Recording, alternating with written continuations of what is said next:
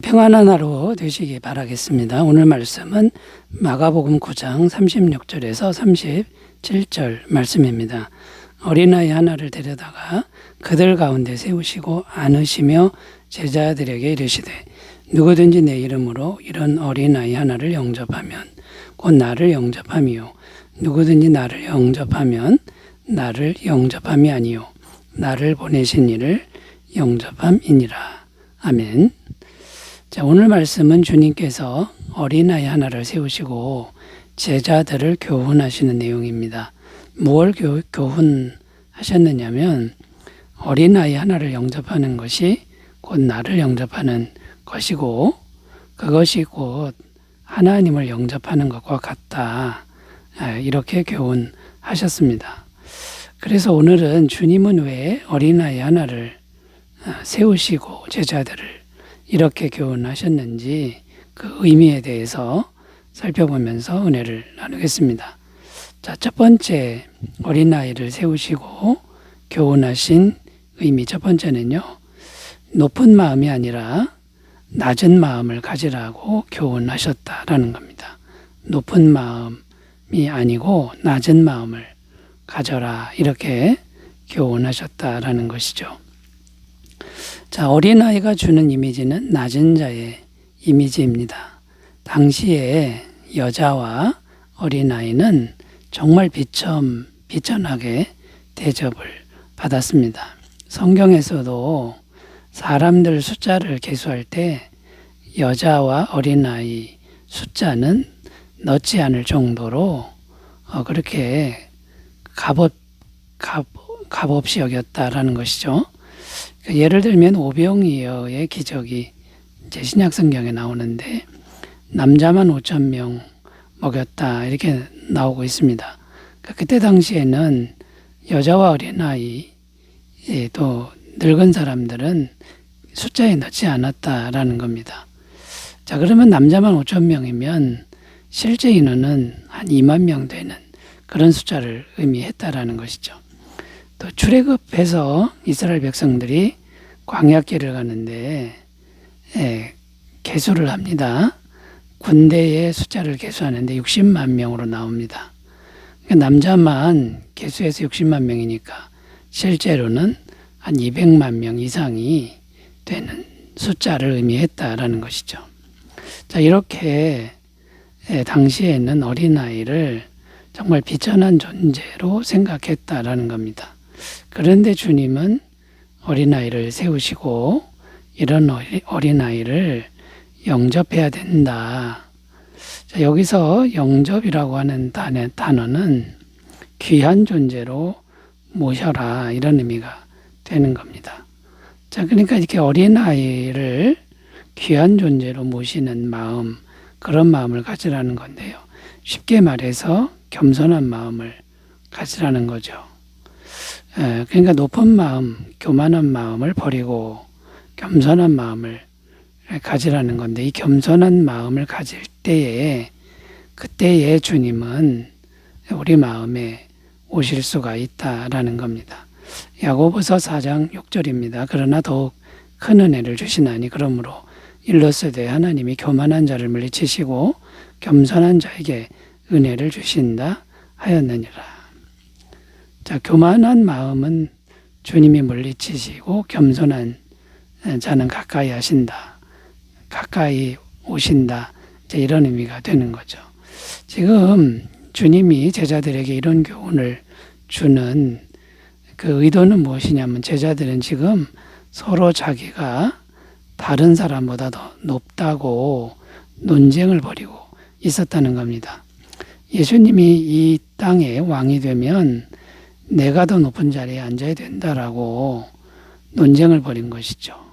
주님은 이것을 굉장히 안타깝게 여기고 계셨다라는 겁니다. 서로 자기가 높다고 하는 그 마음에는 하나님이 함께 하실 수가 없는데 제자들은 스스로 자기를 높이고 있었다라는 것이죠. 자, 그렇다면 오늘날 우리는 높은 마음을 버리고 낮은 마음을 항상 가져야 하는데 어떻게 하면 될까요? 첫 번째는 자기가 얼마나 죄로 물들어 있는 존재인지를 항상 기억해야 된다라는 것이죠. 예레미야 17장 9절입니다. 만물보다 거짓되고 심히 부패한 것은 마음이라 누가 능히 이를 알리오마는. 우리 마음이 세상에서 가장 거짓되고 부패한 상태라는 걸 기억하는 것이죠. 그 다음에 또 기억해야 할 게 뭐냐면 자기 자신이 얼마나 무능한 존재인지를 기억하는 것이다라는 겁니다. 야고보서 4장 14절 내일 일을 너희가 알지 못하는도다. 너희 생명이 무엇이냐? 너희는 잠깐 보이다가 없어지는 안개니라. 우리의 인생은 그냥 잠깐이다 없어지는 안개 같은 인생일 뿐이다. 이걸 기억하라는 거죠. 그리고 주님의 영은 내가 낮아지면 낮아질수록 더 충만하게 임하시는 걸 기억해야 한다라는 겁니다. 갈라디아서 2장 20절 내가 그리스도와 함께 십자가에 못 박혔나니 그런즉 이제는 내가 사는 것이 아니 오직 내 안에 그리스도께서 사시는 것이라. 이제 내가 육체 가운데 사는 것은 나를 사랑하사 나를 위하여 자기 자신을 버리신 하나님의 아들을 믿는 믿음 안에서 사는 것이라. 사도 바울의 내면 세계인데 가장 성령 충만했던 사도 바울은 자기 자신은 죽었습니다. 이렇게 생각하며 살았다라는 것이죠. 자, 여러분, 어린아이를 통해 주시는 첫 번째 교훈, 겸손한 마음, 낮아지는 마음을 우리가 항상 간직하셨으면 좋겠습니다. 두 번째로 가보겠습니다. 어린아이를 통해서 무엇을 교훈하셨던 것일까요? 두 번째는 세상적인 가치들을 사랑하지 말라는 것입니다. 세상적인 가치들을 사랑하지 말라. 자, 어린아이가 주는 또 다른 이미지는 세상적으로 무가치하다라는 겁니다. 세상적인 가치를 얻기 위해서 어린아이는 도움이 안 됩니다. 그냥 방해만 되는 그런 존재죠. 자, 주님은 지금 무슨 말을 하고 계신 겁니까? 어린아이를 영접하라 이 말은 세상적 가치들을 추구하는 것을 내려놓으라. 이것을 말씀하고 있는 거죠. 세상적 가치들이라는 게 돈, 명예, 권력, 대표적으로 이런 것들인데요. 지금 제자들은 이 세상적 가치들을 서로 차지하려고 싸우고 있는 중이다라는 겁니다. 예수님이 현실적인 왕이 되면 내가 더 높은 자리에 앉아야 된다라고 주장하고 있다라는 거죠. 자, 그런데 주님께서 이 어린아이 하나를 영접하라 했을 때 그런 세상적 가치들을 추구하는 걸 내려놓으라, 이런 의미인데요. 왜 그러냐면 세상을 추구하면 하나님과 원수가 되기 때문이다라는 겁니다. 요한일서 2장 15절 16절 이 세상이나 세상에 있는 것들을 사랑하지 말라.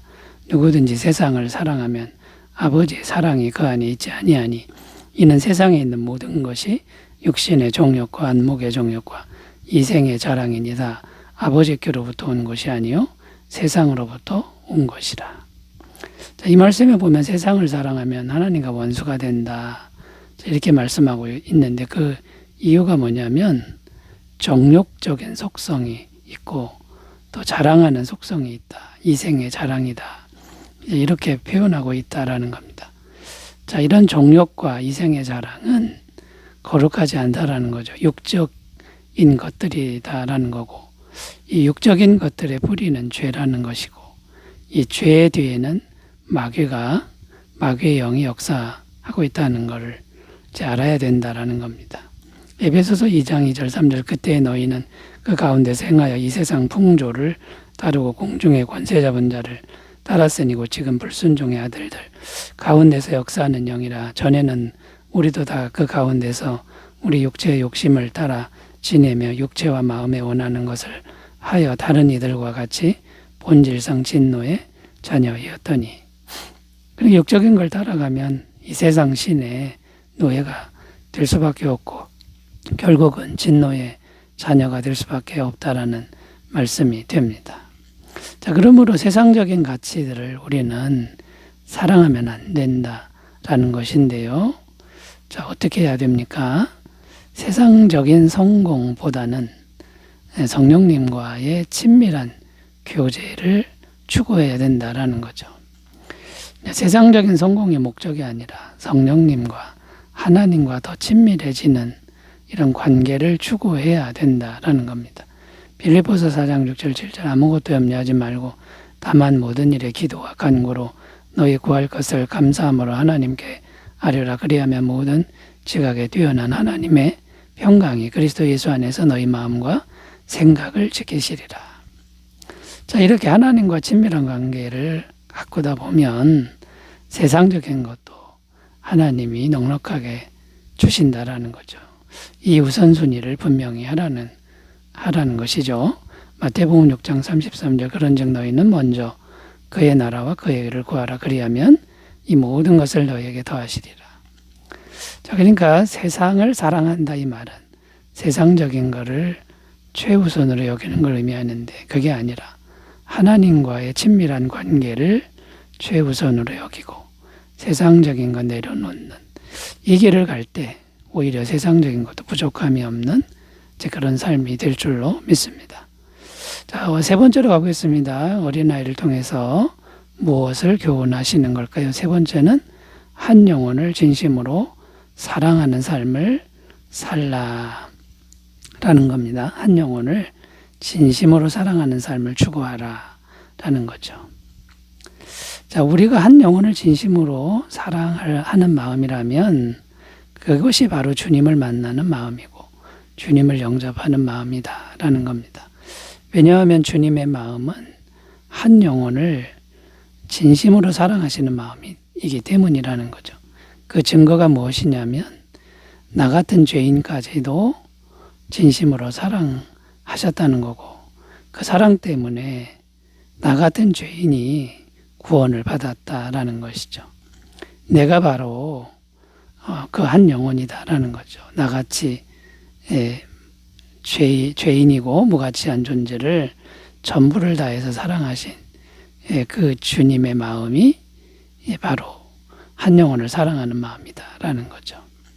자, 그러면 한 영혼을 진심으로 사랑한다는 건 이제 어떤 의미가 있습니까? 첫 번째는 사람을 차별하면 안 된다라는 거죠. 마가복음 16장 15절 또 이르시되 너희는 온 천하에 다니며 만민에게 복음을 전파하라. 자, 구원의 복음을 전파하는데 만민에게 하라 그럽니다. 그러니까 사람 구별하지 말고 인종 구별하지 말고 세상적으로 있느냐 없느냐 구별하지 말고 누구든지 한 영혼으로 생각하고 복음을 전하라. 이제 이런 말씀이 되고요. 또 한 영혼을 진심으로 사랑한다. 이거는 받으려는 계산 없이 주려고 하는 마음으로 해야 된다. 이런 의미가 있습니다. 마가복음 10장 45절 인자가 온 것은 섬김을 받으려 함이 아니라 도리어 섬기려 하고 자기 목숨을 많은 사람의 대속물로 주려 함이니라. 예수님은 어떤 죄인까지도 다 품으시고 자신의 생명을 목숨을 내어주셨다라는 거죠. 받을 생각 없이 그냥 내어주셨다라는 거죠. 자, 여러분 이렇게 우리가 한 영혼을 진심으로 사랑하는 삶을 추구하라. 이 어린아이 하나를 영접한다라는 것은 계산 없이 나의 전부를, 나의 생명을, 나의 사랑을 주라는 그런 말씀으로 우리가 잘 듣고요. 어린아이를 생각하면서 주님의 교훈을 늘 묵상하시는 삶이 되시기 바라겠습니다. 기도합니다. 하나님 아버지, 어린아이 하나를 잘 섬길 줄 아는 마음을 주옵소서. 예수님의 이름으로 기도드립니다. 아멘. 좋은 하루 되시기 바라겠습니다. 감사합니다.